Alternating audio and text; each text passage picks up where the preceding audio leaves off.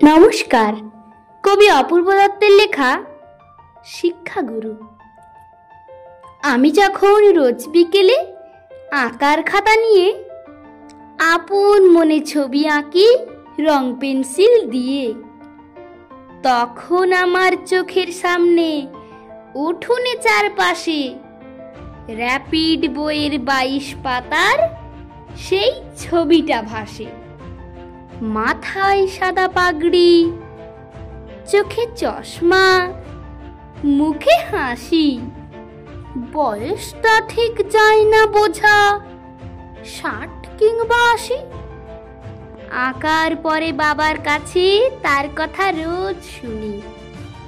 লেখায় পড়ায় তিনি ছিলেন জগৎ সেরা গুণী, যার নামেতে যার কথাতে লুকিয়ে আছে জাদু। তিনি হলেন সর্বপল্লী রাধাকৃষ্ণায়ন দাদু।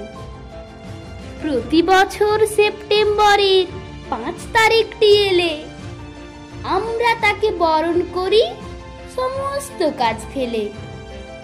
মা বলেছেন তিনি হলেন শিক্ষকদের গুরু, তাকে প্রণাম করে আমার সকল কাজের শুরু।